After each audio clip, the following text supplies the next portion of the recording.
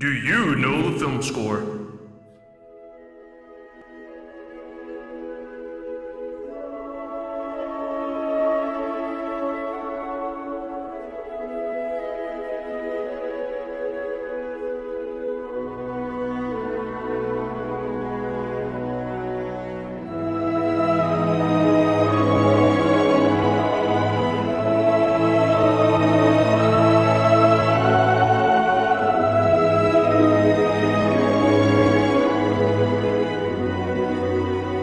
Comment down below and see at the end of the video if you were correct.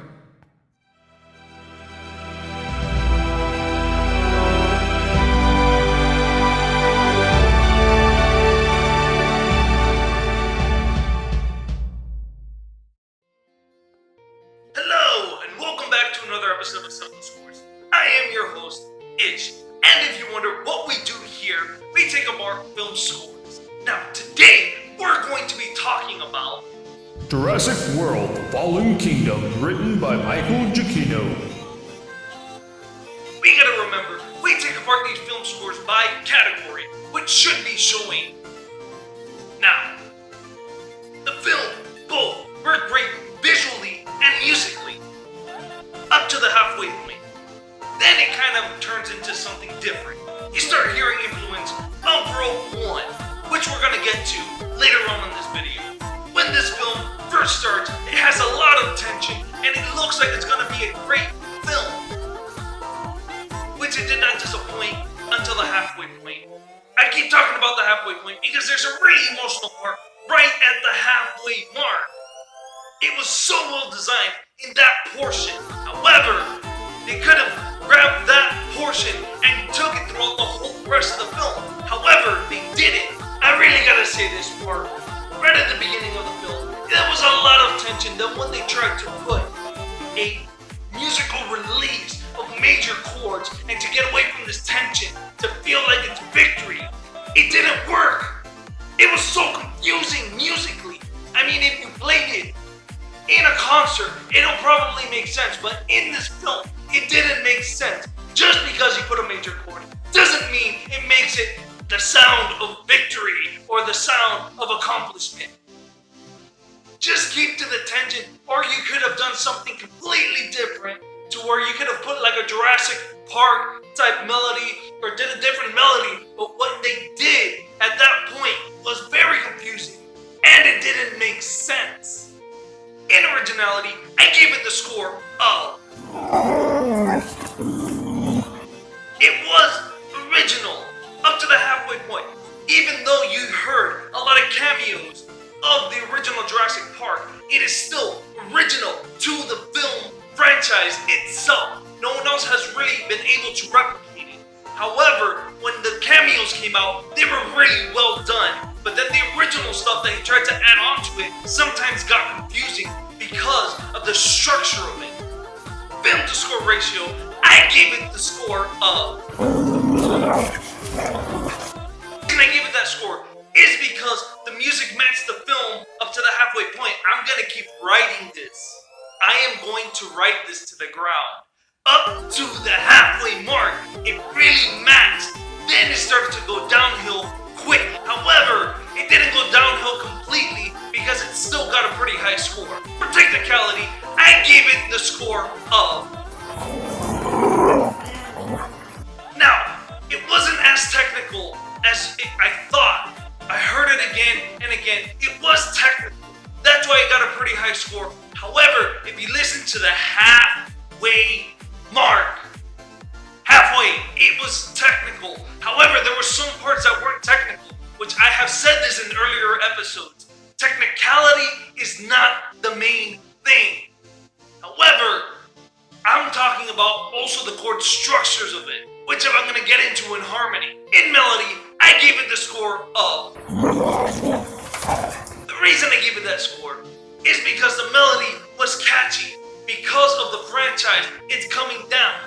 However, some of the new stuff still stuck with you, but it didn't stick with you as well. In harmony, I gave it the score of. When they finally get to the island, this is not a spoiler.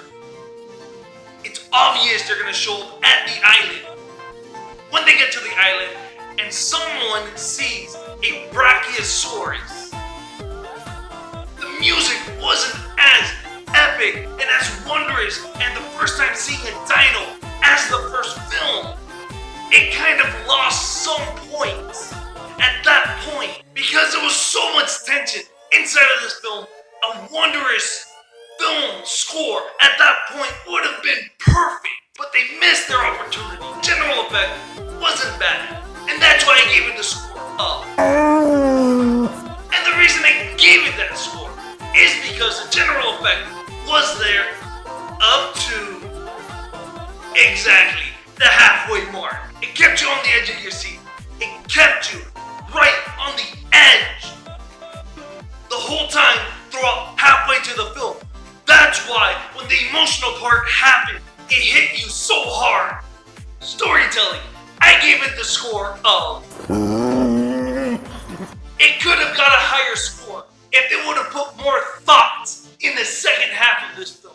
I'm telling you, I am going to write this to the ground. It didn't work in The Lost World. How will it work in Fallen Kingdom? The score started to go downhill quickly. In the emotional impact, I gave it the score of.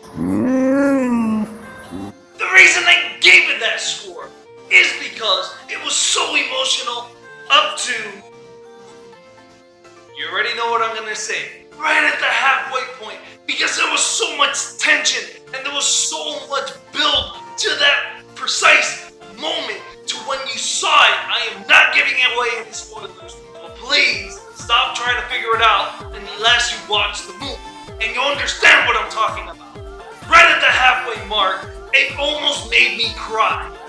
In the music and because of what was going on visually, the emotional impact was really good.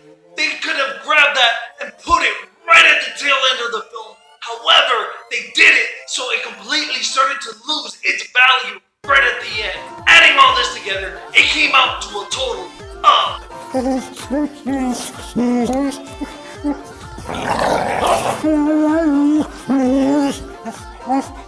Even though they went to the second part of the film, and there's supposed to be a slight change in it, if they would have continued down the same path of the emotions of the first half of it, it would have been so great.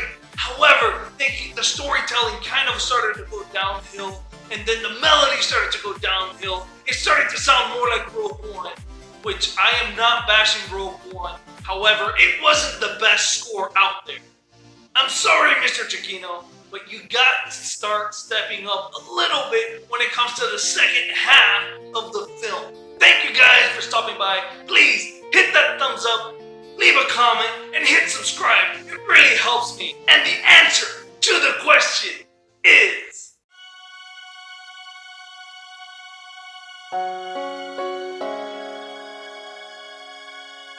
Did you get it correct? Until next time, see ya.